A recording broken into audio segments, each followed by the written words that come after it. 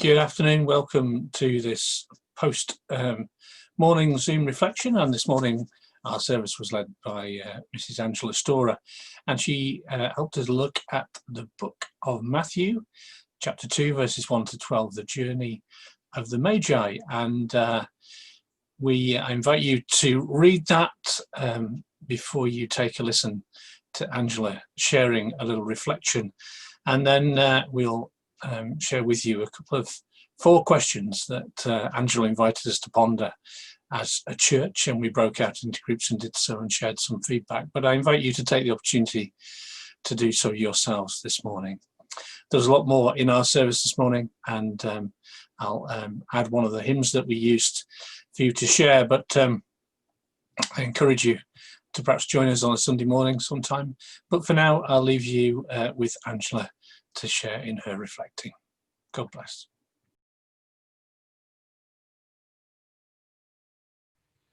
The visit of the Magi is found in Matthew's Gospel. The story of the manger and the shepherds is found in Luke. Matthew names 3 gifts, but doesn't detail the number of wise men. Later tradition calls them kings, naming them Caspar, Melchior, and Balthazar, and said there were 3 to accord with the number of gifts. And Herod is the only king apart from Jesus, the child who is born to be king of the Jews. So let's compare the journey of the Magi with our own.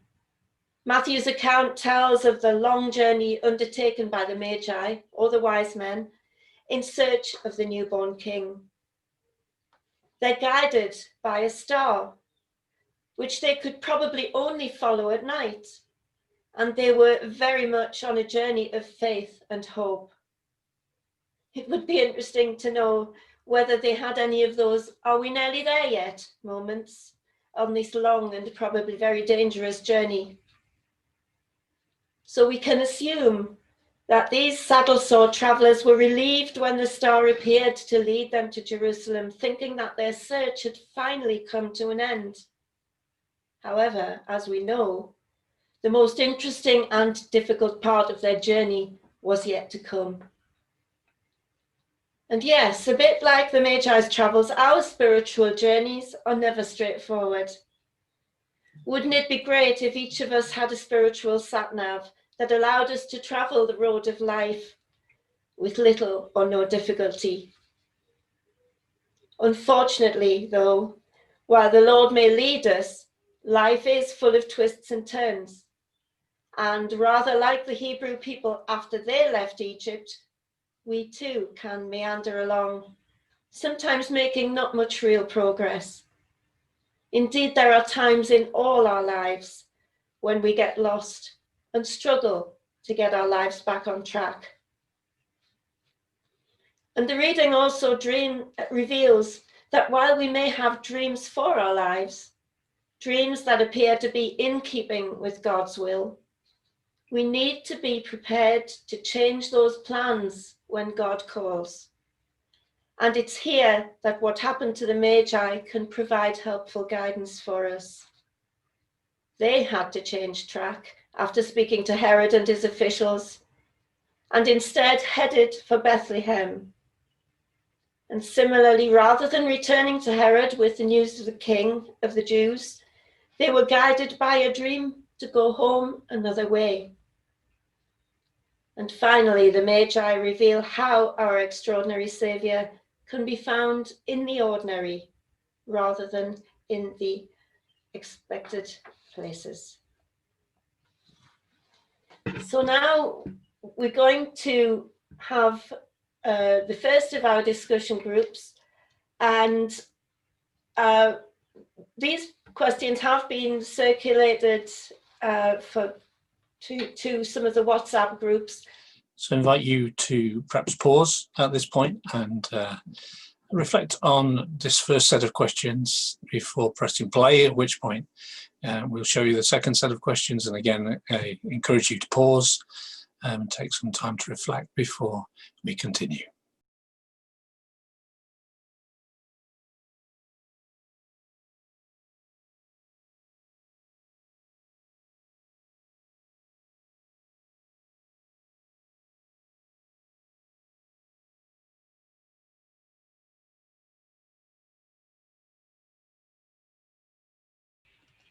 I wonder what we might see as being most striking about the Magi. Is it their pomp and power laid aside at the manger? Or is it their opulence that contrasts with the bare poverty of the stable? Or is it the eerie notes contributed by the frankincense and myrrh, that sensuous mingling of love and death? We encounter an excess of riches in gold put before a baby, of mystery in a moving star, a misunderstood prophecy, and the bizarre juxtaposition of riches and poverty, of love and hatred, and of power, as the slaughter of children ordered by a tyrant. But I wonder, is there also an excess of joy and a hint of joy's fragility, similar to that of an overinflated bubble that bursts? There is a poem by T.S. Eliot called Journey of the Magi, which describes the terrible conditions through which the Magi travelled to meet the Christ child after his birth. The poem begins with the storyteller listing out all the troubles he and his men faced on their way to the manger where Jesus was born. The freezing weather and the lack of food or shelter, and every time they came to a town they were turned away.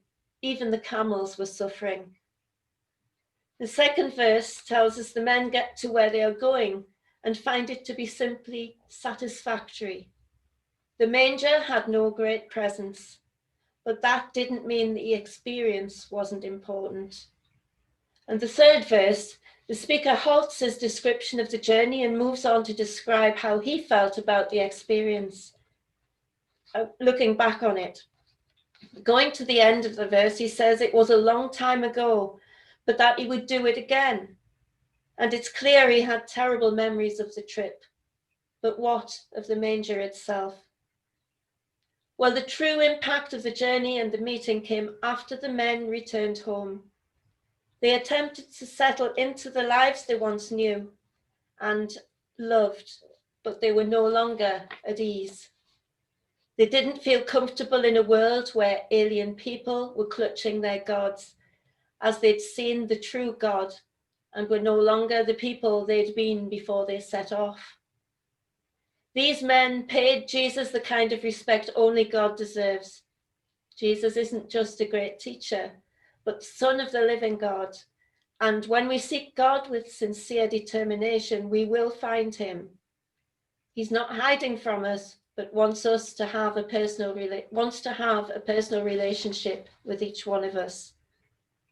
After the Magi met Jesus, they were changed and didn't go back the way they came. And when we get to know Jesus, we too are changed forever and cannot go back to our old lives either.